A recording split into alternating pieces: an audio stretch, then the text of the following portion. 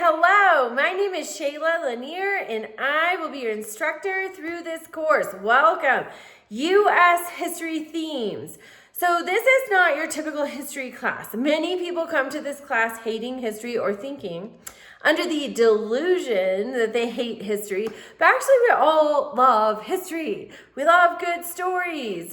Think of just even TV, right? We love our reality TV, more recent events. We love watching cold case files. We are captivated by human beings and what they're doing. So you're going to study up close what has happened by humans in this country. Everybody comes with a historical background. I had a terrible history experience in high school.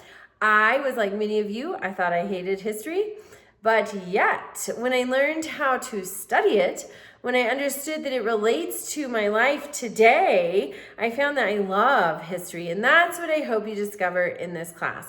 One of the best ways to do that is to make sure that you do all of the required readings for every topic. That can be challenging. I always recommend that you get up 30 minutes earlier than you normally would, and just read for those 30 minutes. Your phone's quiet, your house is quiet, everything is quiet, your mind is quiet. That's what I recommend. I was listening to a podcast though, and they recommended doing burpees before any learning experience. So maybe you want to get up and knock out some burpees and then get to your reading. I don't know that I'm going to try that, but I might.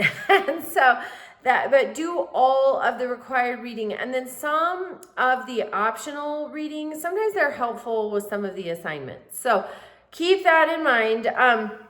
But that's really the thing with history. It just becomes a function of time management. So this week, today, you're going to post your summary of current course knowledge. That is just simply, what do you know? What do you not know?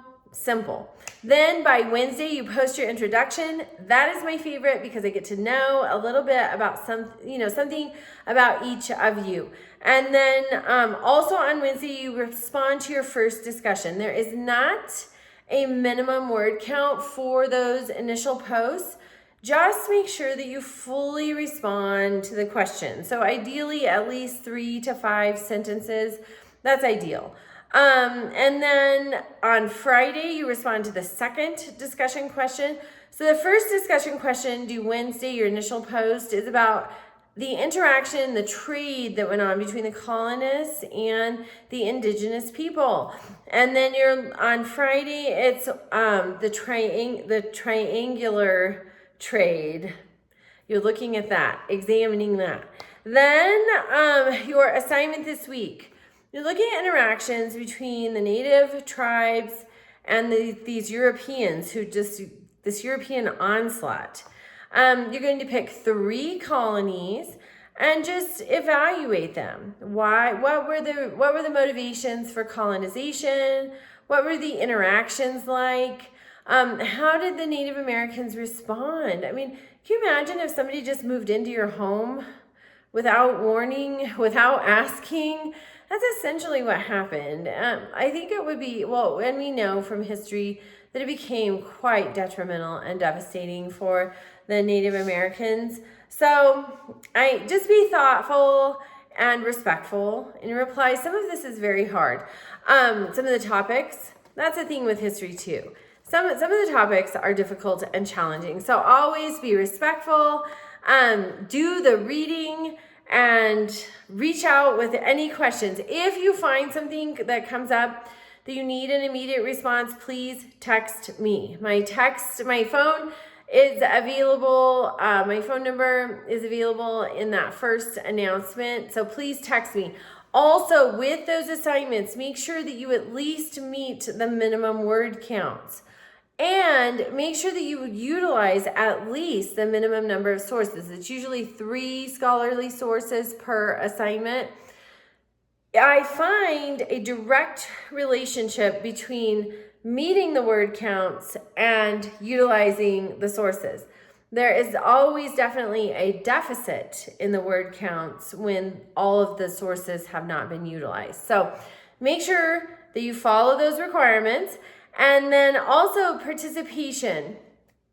That's 6 substantive replies to your friend or to your classmates tonight, which hopefully you become friends through this too, but to your classmates. So you, somebody's initial post, you respond to it. That is not just great job, I agree. Those would be insufficient. You want to have a couple of sentences, why you agree, what you disagree with. Is there something important that they forgot about or didn't mention that should be added to the discussion? So that's kind of a guideline there, but you need 6 substantive replies in the discussion boards each topic, so each week, to have your full participation credit, which is 120 points. And so, no, it's 140 points. And so if you miss out on those, you can't get an A.